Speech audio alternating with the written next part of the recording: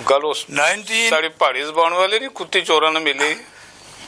1947 से लेकर भट्ट साहब आज तक पाकिस्तान ने कोई भी ऐसा काम नहीं किया है कि जिससे जम्मू कश्मीर के लोगों के लिए आसानियां पैदा हों। कोई भी पाकिस्तान ने ऐसा काम नहीं किया है जिससे जम्मू कश्मीर की आज़ादी की जो तहरीक है उसको मजबूत किया जाए। पाकिस्तान और हिंदुस्तान दोनों जम्मू कश्मीर पर काबज़ रहना चाहते हैं। इनके वसाइल जो है वो लूट रहे हैं और लूटना रहना ही चाहते हैं। इसके लिए जम्मू कश्मीर के लोग, मैं क्या मुस्लिम कॉन्फ्रेंस है, इसका ये नारा है कश्मीर बनेगा पाकिस्तान। बनेगा कैसे? पाकिस्तान कैसे बनेगा कश्मीर? वो तभी बन सकता है। पाकिस्तान कश्मीर नहीं बल्कि कश्मीर पाकिस्तान कहते हैं। नहीं खैर वो उस पर मैं बाद में बात करूंगा।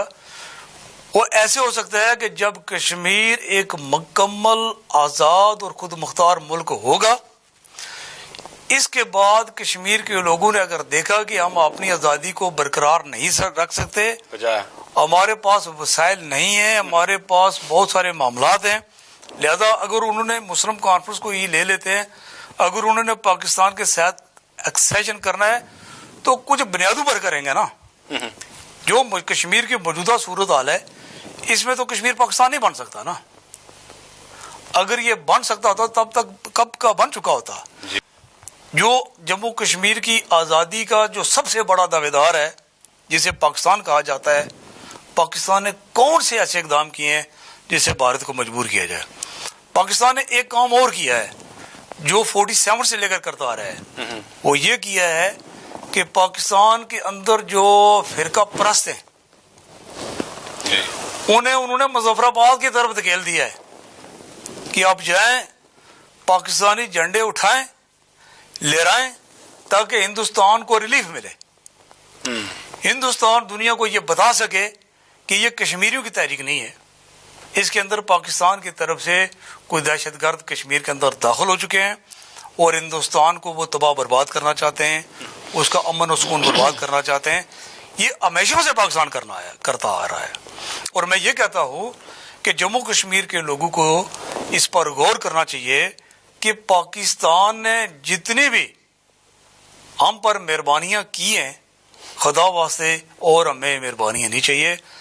हमारा पीछा छोड़ें, हमें अपने हाल पर रहने दें। और जब तक पाकिस्तान से जम्मू कश्मीर के लोग पीछा नहीं चढ़ाएंगे उन फिरका परस्तों से जो पाकिस्तान के झंडे लहराते हैं कश्मीर के अंदर, जो कश्मीरियों की कौमी आज़ादी की तहरीक है उसको दागदार करते हैं, जम्मू कश्मीर के बच्चों को, औरतों को, बूढ़ों को उनकी जानें लेते हैं बिकॉज ऑफ पाकिस्तानी फ्लैग।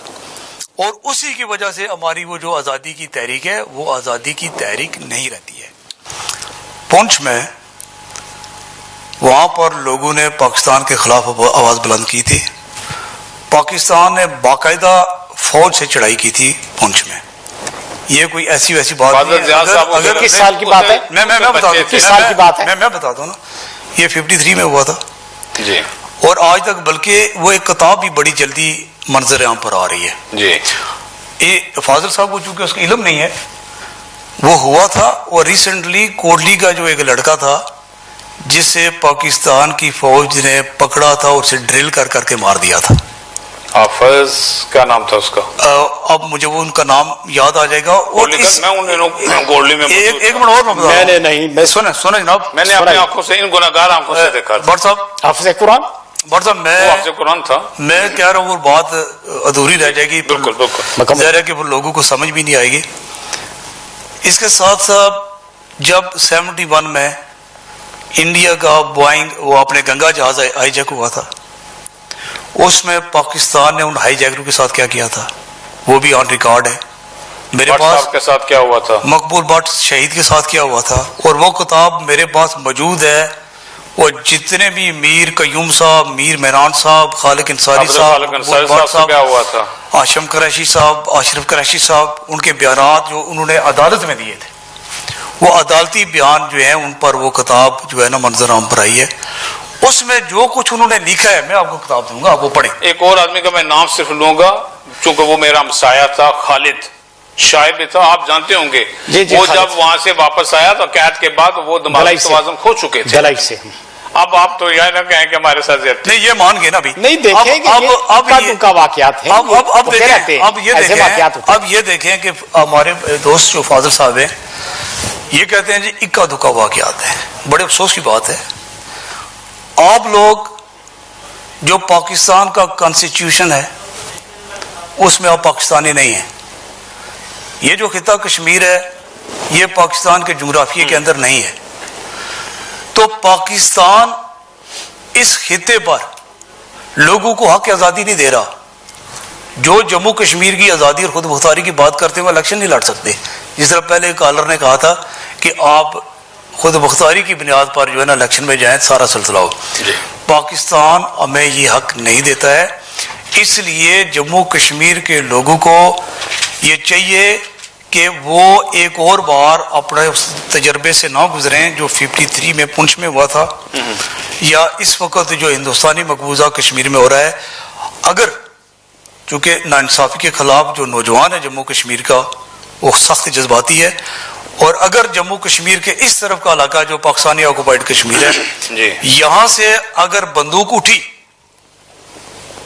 وہ جو اینگری نوجوان ہے اگر انہوں نے بندوق اٹھائی تو بندوق دوسری طرف سے اٹھنے والی یہ نہیں دیکھیں گے کہ یہ ایک سیشن پاکستان چاہتا ہے، پر وہ سبھی کو ماریں گے. یعنی ہم پرامن حل چاہتے ہیں، ہم پرامن چاہتے ہیں. مگر جب ناانصافی حد سے بڑھ جاتی ہے تو کشمیر کے اس طرف کیا ہوا ہے؟ اب پرامن تحریک ہے نا، لوگ پتھروں سے لڑتے ہیں نا. تو ہندوستانی فوجیں پیلٹ گن یوز کرتی ہیں. ہم نے تو پاکستان کی فوجوں کو کبھی پتھر بھی نہیں مارا، تو ہمارا اشر نشر کر دیتے ہیں.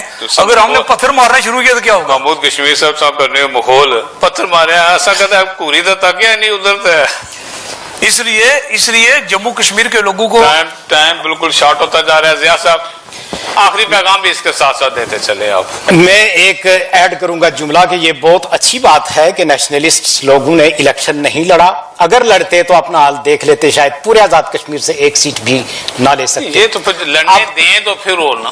اب میرا پیغام یہ اتنا خوف نہیں ہے، پاکستان کو اتنا خوف نہیں ہے تو ہم پر وہ شک مجبوروں کیوں لاگو کی جاتی؟ نہیں، اب تو آپ کے وہ کینڈیڈیٹ وہ گیا تھا نا الیکشن میں. ہاں الیکشن میں بالکل گیا تھا، لیکن اس شک پہ مجبوراً دستخط کر کے ہمیں آزادانہ الیکشن لڑنے دیں. نہیں جی، دیکھیں یہ جو بات ہے نا فاضل صاحب والی کہ اگر ہم الیکشن میں جاتے ہمارا کیا اشر ہوتا، ان کو بھی یقین ہے، پاکستان کو بھی یقین ہے، اور جو پاکستان کی جو آزاد کشمیر میں پارٹیاں بیٹھی ہیں انہیں بھی یقین ہے کہ کشمیری پاکستان کے ساتھ جانا چاہتے ہیں. آپ ریفرینڈم کرا کے دیکھ لیں. میں اور بٹ صاحب